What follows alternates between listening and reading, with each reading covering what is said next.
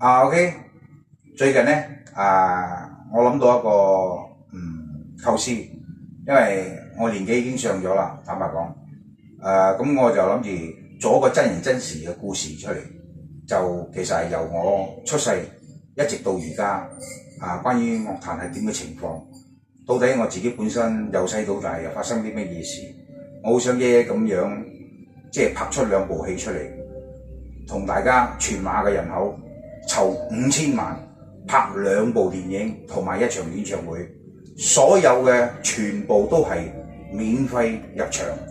包括睇電影嘅時候，亦都係可以入去錄嘅。我相信大家入去咁多位戲院裏邊，都係冇試過走去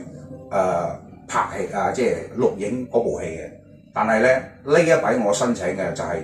可以將我個故仔傳出全世界都唔係問題，因為我就係好想全世界都知道到底我咩事。一陣間以下我會唱幾隻我自己嘅啲歌曲，從未出過街嘅。咁一啲或者係舊嘅或者係新嘅侵我都有，所以我會唱一啲插曲俾大家聽。OK， 係我自己所寫出嘅歌曲。